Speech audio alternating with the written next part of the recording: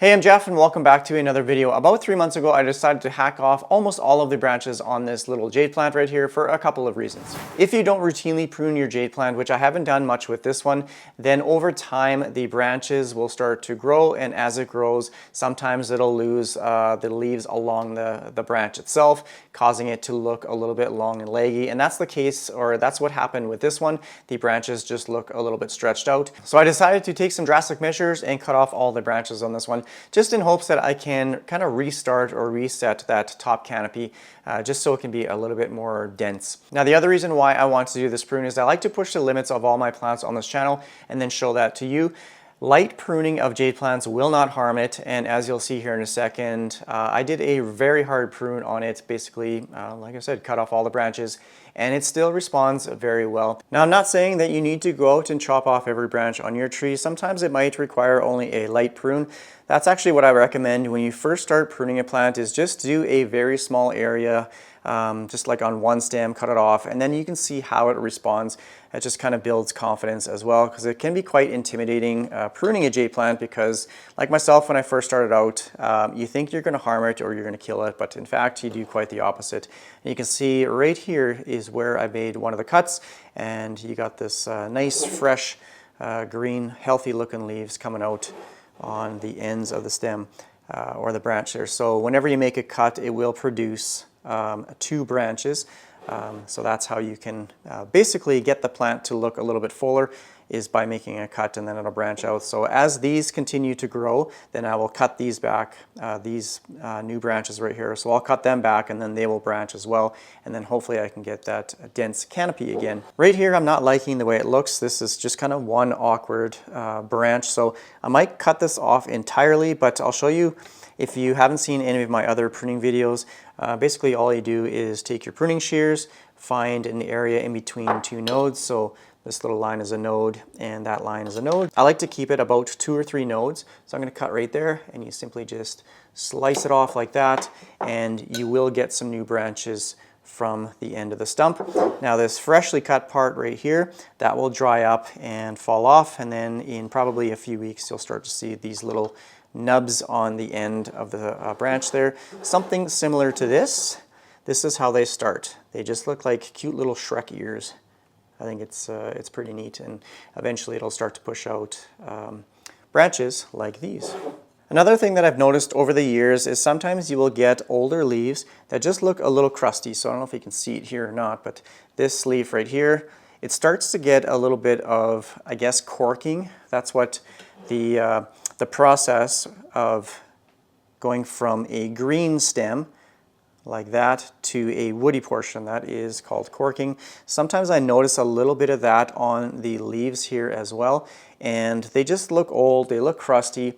So you can either take them off like that, or you can simply prune like this as well, and then you get these nice healthy green fresh looking leaves. So as the plant ages, then yeah, you tend to get some of these older crusty leaves, and a good prune will help correct that as well. So this section of stem right here is a perfect example of how I normally like to prune them. So you'll see there is 1, 2, and on the 3rd node I made a cut right up here, and then it branched out into this area. So again, 1, 2 nodes, I made a cut and it branches out.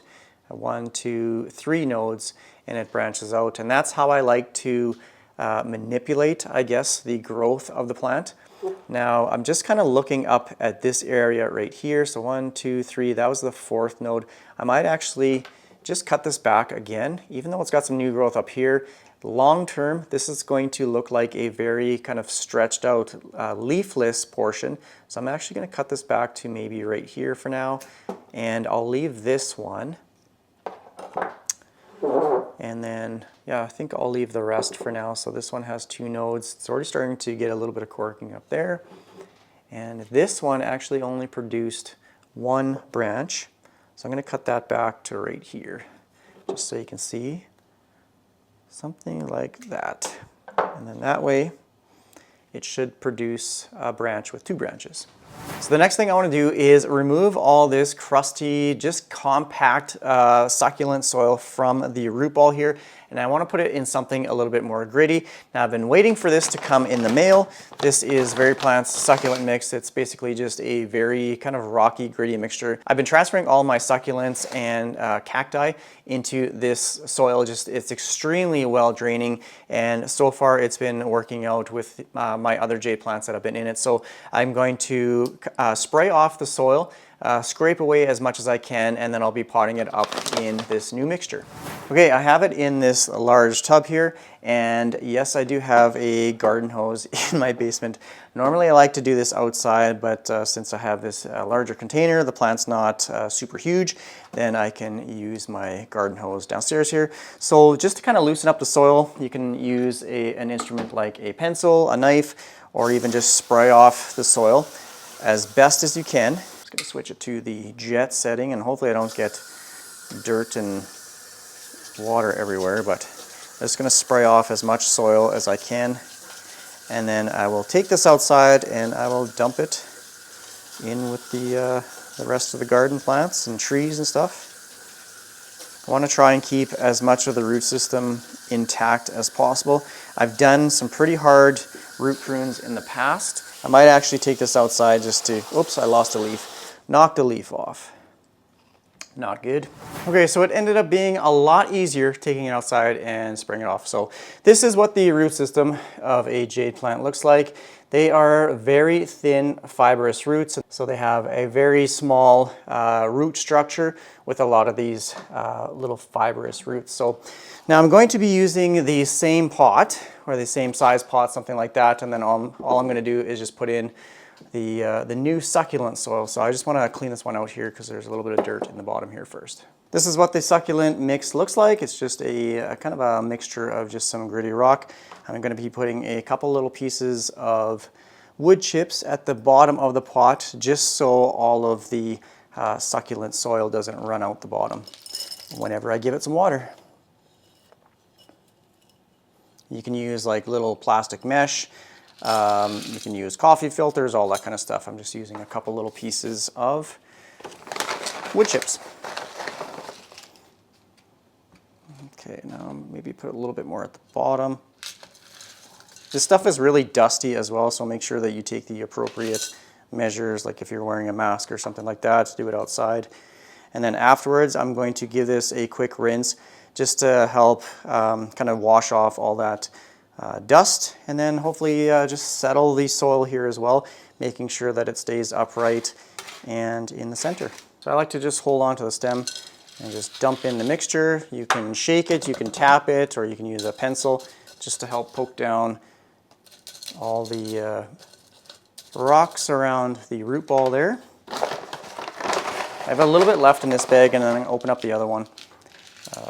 So I didn't think I had enough in this one, which, whoops. And this is a 5 dry quart, or the 5.5 liter bag. So it's a pretty decent size, and you can see it's just a whole gritty mixture. If you're interested in trying this type of soil out, I do have a discount code. You can check the description of this video.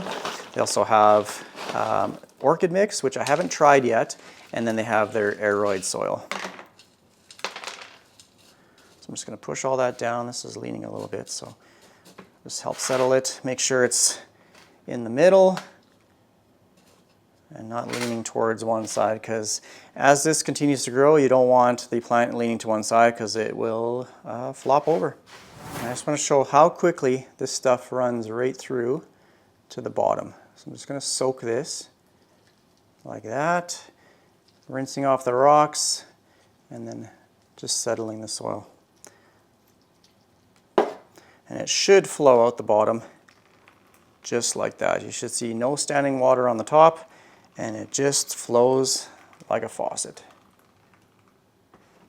I'm just going to give it the entire can here and just soak that soil like that. You see all that dust on top there, and it just flows right through. The misconception about jade plants is that they don't like a lot of water.